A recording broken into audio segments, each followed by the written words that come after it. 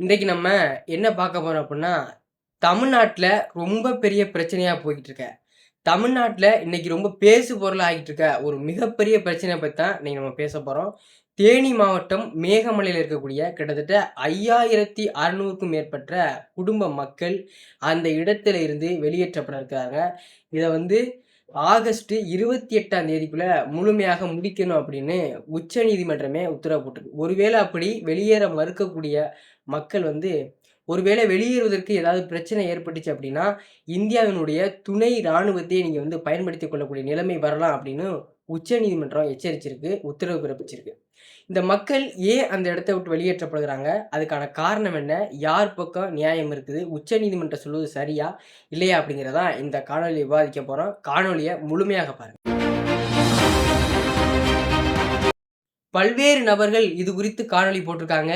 ஆனா சுருக்கமாவும், தெளிவாவும் இருக்குமா அப்படின்னு கேட்டா கிடையாது. நம்ம ரொம்ப தெளிவாவும், சுருக்கமாவும் பார்ப்போம். காணொளிய முழுமையா பாருங்க.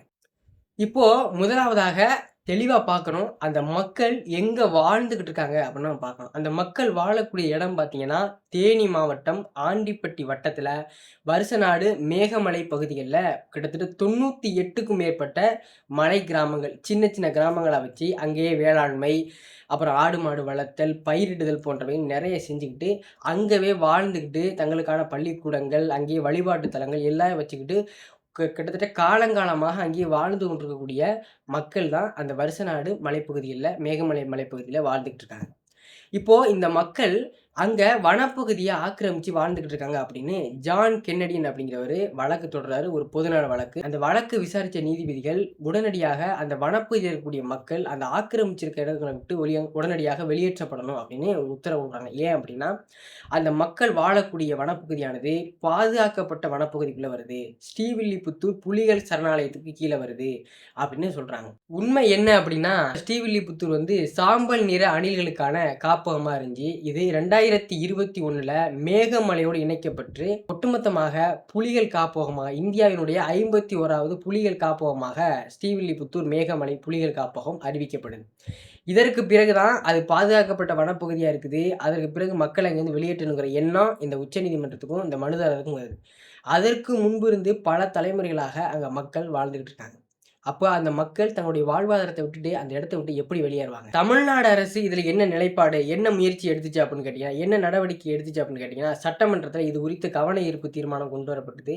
உச்சநீதிமன்றத்திட்ட 3 மாத அளவு கால அவகாசம் கேட்டிருந்துச்சு. ஆனா உச்சநீதிமன்றம் அதை ஏத்துக்கல. உடனடியாக அந்த மக்கள அந்த ஆக்கிரமிப்பிலிருந்து வெளியேற்றி, ஆக்கிரமிப்புகள மீட்கணும் அப்படின்னு அதிரடியான உத்தரவு போட்டிருந்தாங்க. உச்சநீதிமன்றம் இன்னும் அதிர்ச்சிகரமான தகவல் ஒண்ணு என்ன குடுக்குது, அங்க இருந்து மக்களை வெளியேற்றும் பொழுது, அந்த மக்கள் அங்கேயே வாழ்றோம், எங்களுக்கு வழிபாட்டு தலம் அங்கேயே இருக்கு, வாழ்வாதாரம் அங்கேயே இருக்கு, விவசாயம் பண்றோம் அப்படின்னு சொல்லி பல்வேறு காரணங்கள சொல்லி அத தட்டி கழிப்பாங்க. ஆனா எதையுமே நீங்க வந்து பொருட்படுத்தக்கூடாது. உடனடியாக அவங்கள அந்த இடத்த விட்டு வெளியேற்றி மாற்று ஏற்பாடு செய்யணும்.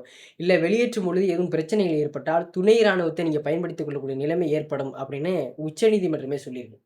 அந்த மக்கள் இப்போ தங்களுடைய வாழ்வாதாரம் போயி, இருப்பிடம் போயி, எல்லாமே போகக்கூடிய நிலைமையில இருக்கிறாங்க. கிட்டத்தட்ட ஆகஸ்ட் 28ஆம் தேதிக்குள்ள அந்த மக்கள அந்த இடத்திலிருந்து வெளியேற்றுவதற்கான நடவடிக்கைகள் தொடர்ச்சியா எடுக்கப்பட்டு வருது. இயற்கையோட, வனவிலங்குகளோட ஒன்றிப் போய் இயற்கையான வாழ்க்கையில வாழ்ந்துகிட்டு இருக்க மக்கள, திடீர்னு அந்த இடத்த விட்டு வெளியேற்ற சொல்வது, அவருடைய வாழ்வாதார பிரச்சனையும், அவரோட வாழ்விட பிரச்சனையும், வாழ்வாதார இழப்பையும் ஏற்படுத்தும்.